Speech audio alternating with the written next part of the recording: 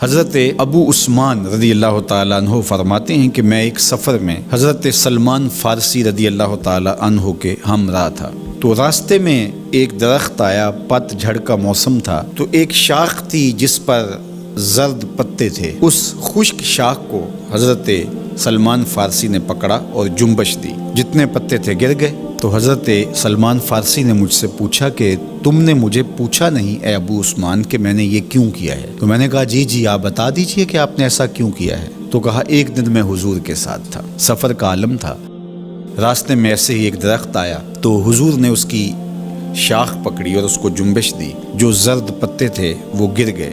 تو میں اس منظر کو دیکھ کے لطف اندوز ہوتا رہا، لیکن حضور نے کہا کہ تم نے یہ مجھ سے پوچھا نہیں کہ میں نے ایسا کیوں کیا۔ تو میں نے بھی کہا جی حضور آپ ارشاد فرمائیے کہ آپ نے ایسا کیوں کیا۔ فرمایا ان المسلم اذا تودع فاحسن الوضوء، بے شک مسلمان جب وضو کرتا ہے اور اچھے طریقے سے وضو کرتا ہے، پھر 5 نمازیں پڑھتا ہے، اس سے خطائیں یوں جھڑ جاتی ہیں جس طرح شاخ سے پتے گر گئے۔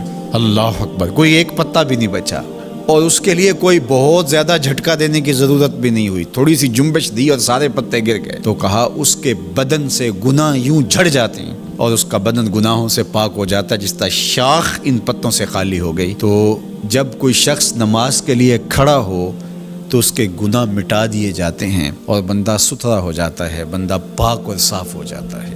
ہمارے بدن لتھڑے ہوں گناہوں سے تو کچھ گناہ تو وضو سے ہی نکل گئے، اور نماز سے بقیہ گناہ جاتے رہے تو نماز پڑھنے کے بعد بندہ کتنا ستھرا ہو کے گھر لوٹے گا۔ نماز نور دیتی ہے، یہ چہرے کی چمک ہے، یہ دنیا میں بھی اجالا ہے تمہارے لیے اور آخرت کے اندھیروں میں بھی روشنی کا چراغ ہے جو تمہیں جنت کی طرف لے جائے گا اور جہنم سے بچائے گا۔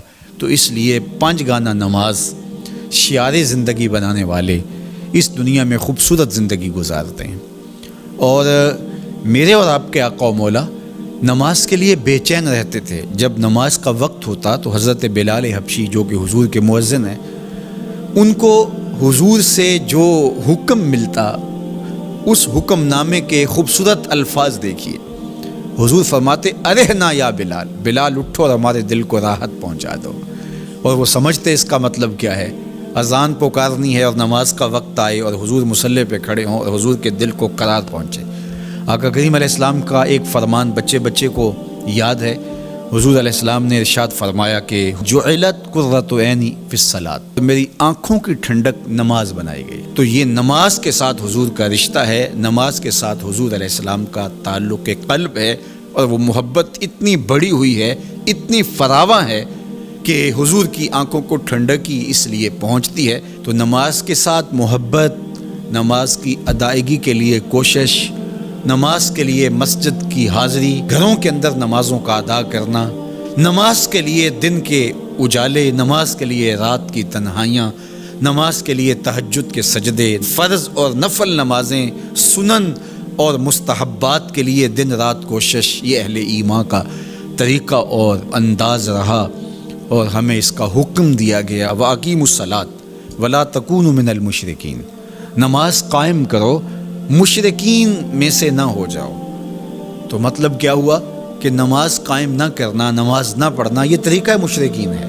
اس لیے کہا کہ ان کے ساتھ تمہاری مشابہت اچھی تو نہیں لگتی، اس لیے تمہیں تو 5 گانا نماز ادا کرنا ہوگی۔ تو اہل ایمان کا اسلوب زندگی یہی ہونا چاہیے کہ وہ 5 گانا نماز کے ذریعے اپنے رب کے حضور حاضر ہوتے رہیں، ایک نماز کے بعد دوسری نماز کا انتظار کرتے رہیں، نماز میں راحت پائیں، نماز میں قرار جاں اور تسکین قلب تلاش کریں، اور یقیناً نماز قلب کی، روح کی تسکین کا سبب ہے۔